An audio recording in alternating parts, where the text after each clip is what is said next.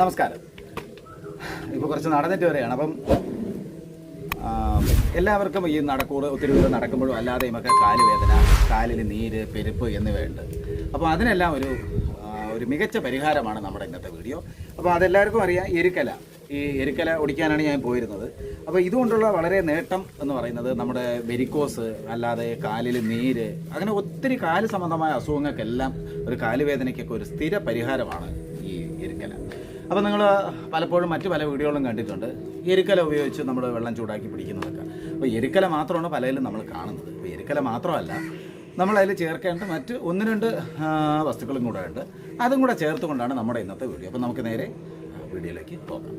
ഇതാണ് നമ്മൾ കട്ട് ചെയ്തെടുത്ത എരുക്കല. ഇതൊന്ന് നമുക്കൊന്ന് കഴുകി വൃത്തിയാക്കണം. ഇതിപ്പോൾ ഒരു ദിവസത്തേക്ക് ഒരു 2 തണ്ട് മതിയാകും. ഞാനിപ്പോൾ ഇതൊരു 4 തണ്ട് കട്ട് ചെയ്ത് എടുത്തതേ ഉള്ളൂ. അപ്പം നമുക്കിതൊന്ന് ആദ്യം കഴുകി വൃത്തിയാക്കി എടുക്കാം. കഴുകി വൃത്തിയാക്കിയ ഇല നമുക്ക് ചെറു കഷ്ണങ്ങളായി കട്ട് ചെയ്തിടാം. നമുക്ക് പച്ച ഇലയാണ്, ഉണക്ക ഇലയൊന്നും എടുക്കരുത്. നമ്മൾ ഒരു ദിവസമോ 2 ദിവസമോ വെച്ചേക്കരുത്. ഇന്ന് എടുത്തു കഴിഞ്ഞാൽ നമുക്ക് നാളത്തേക്ക് എടുക്കാം. അതിൽ കൂടുതൽ വെച്ചേക്കരുത്. കാര്യം വെച്ചാൽ ഇതിലെ കറ പോകരുത്. നമ്മൾ ഈ കട്ട് ചെയ്ത് ഇടുന്നത് തന്നെ ഇതിലെ കറ വെള്ളത്തിൽ കലരാൻ വേണ്ടിയാണ്. കറയാണ് ഇതിൻ്റെ ഔഷധം. അപ്പോൾ ഇതൊന്ന് കട്ട് ചെയ്തിടാം. കാല് സംബന്ധമായ എല്ലാത്തരം വേദനകൾക്കും എരുക്കല വളരെ നല്ലതാണ്. മാത്രമല്ല കാലിനുണ്ടാകുന്ന നീര്, പെരുപ്പ്, ഈ ഉപ്പൂറ്റി, വിണ്ടുകീറിയുള്ള വേദന, ഇതിനെല്ലാം എരുക്കല വളരെ നല്ലതാണ്. വെരിക്കോസ് വെയിനിൻ്റെ വേദനയ്ക്ക് ഏറ്റവും നല്ലൊരു പരിഹാരമാണ് എരുക്കല. എരുക്കല കിട്ടിയില്ലെങ്കിൽ എരുക്കെണ്ണ വാങ്ങാൻ കിട്ടും. അല്ലാന്നുണ്ടെങ്കിൽ നമുക്ക് തന്നെ എരുക്കെണ്ണ ചെയ്യാവുന്നതേ ഉള്ളൂ. ചെറു കഷ്ണങ്ങളായി കട്ട് ചെയ്ത എരുക്കലയിലേക്ക് ഇനി നമുക്ക് ഉപ്പ് ചേർക്കാം. ഉപ്പ് കല്ലുപ്പാണ് ചേർക്കുന്നത്.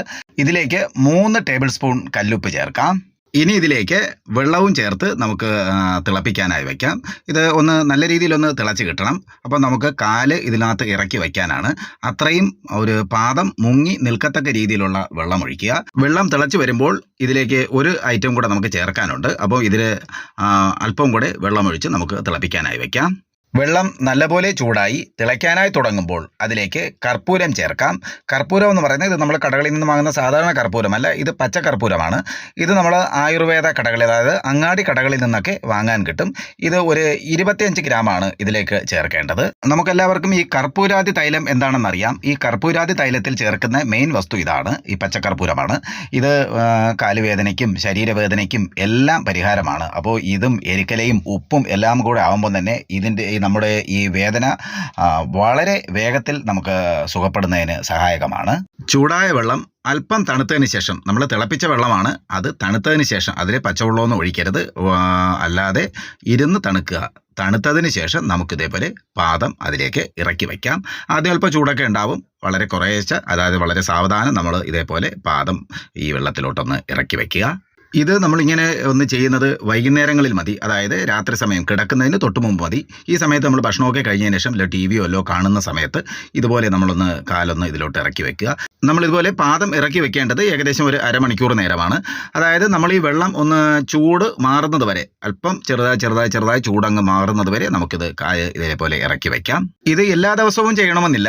ഒരാഴ്ചയിൽ 2 ദിവസമെങ്കിലും ഇതൊന്ന് ചെയ്യുക. ഈ 2 ദിവസം, ഒരു 3 ദിവസം ഇടവിട്ട് നമ്മളിത് ചെയ്യുന്നത് വളരെ നല്ലതാണ്. ഈ വെരിക്കോസ് സംബന്ധമായ വേദനകൾ, അല്ലെങ്കിൽ പ്രായമാകുമ്പോൾ ഷുഗർ, മറ്റു പ്രശ്നങ്ങൾ കൊണ്ടുള്ള എല്ലാത്തരം വേദനകൾക്കും, അത് കാലുവേദന, കാലിനുണ്ടാകുന്ന നീര്, ഇതിനെല്ലാം വളരെ പരിഹാരമാണ് ഈ ഒരു രീതി. ഇതല്ല എങ്കിൽ നമുക്ക് പല സ്ഥലങ്ങളിലും നമുക്ക് എരുക്കലയൊന്നും കിട്ടാനില്ല. ഈ ഗ്രാമപ്രദേശങ്ങളിലൊക്കെ ആവശ്യത്തിന് കിട്ടും. ചില റോഡ് വർക്കുകളിലൊക്കെ ഇത് കാണുന്നുണ്ട്. ഇതില്ലാത്തവർക്കാണെങ്കിൽ എരുക്കെണ്ണ ഉപയോഗിക്കാം. എരുക്കെണ്ണ നമുക്ക് വീട്ടിൽ തന്നെ ചെയ്യാവുന്നതേ ഉള്ളൂ. നമുക്ക് പറ്റുന്ന രീതിയിലൊക്കെ എരുക്കെണ്ണ ചെയ്തെടുക്കാം. അപ്പോൾ നമ്മൾ എപ്പോഴെങ്കിലും കാണുന്ന എരുക്കല എല്ലാം ശേഖരിച്ച്, കുറച്ച് എരുക്കല ശേഖരിച്ച് അതിനെ നമുക്ക് എണ്ണയാക്കി മാറ്റി നമുക്ക് സൂക്ഷിച്ചു കഴിഞ്ഞാൽ, ഇത് ഇട്ട് കഴിഞ്ഞാൽ മതി. നമുക്ക് വേദന സംഹാരിയാണ്. ഈ അടുത്ത ദിവസങ്ങളിൽ എരുക്കെണ്ണ എങ്ങനെ ഉണ്ടാക്കാം എന്നൊരു വീഡിയോ ചെയ്യുന്നുണ്ട്. അത് നിങ്ങൾക്ക് കണ്ടു നോക്കാം.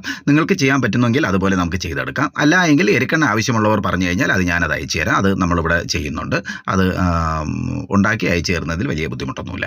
അപ്പോൾ നിങ്ങൾക്ക് ഈ ഒരു വീഡിയോ, അതായത് ഈ ഒരു വേദന സംഹാരി ഈ വീഡിയോ നിങ്ങൾക്ക് ഇഷ്ടപ്പെട്ടാൽ നിങ്ങളുടെ അഭിപ്രായം പറയുക. നിങ്ങളുടെ അഭിപ്രായം എന്ത് തന്നെ ആയിരുന്നാലും അത് കമൻറ്റ് ബോക്സിൽ ഒന്ന് വന്നാൽ വളരെ നന്നായിരിക്കും. അപ്പോൾ നിങ്ങളുടെ സുഹൃത്തുക്കൾക്കും ഫാമിലി മെമ്പേഴ്സിനും ഈ വീഡിയോ ഷെയർ ചെയ്യുമെന്ന് പ്രതീക്ഷിക്കുന്നു. മെയിനായിട്ട് നമ്മൾ ചെയ്യുന്നത് ഒരു പാചക വീഡിയോകളാണ്. അപ്പം വീണ്ടും എൻ്റെ പാചക വീഡിയോകൾ കാണുമെന്ന് പ്രതീക്ഷിക്കുന്നു. അടുത്ത ദിവസം നല്ലൊരു രുചിയുമായി കാണാം. നന്ദി, നമസ്കാരം.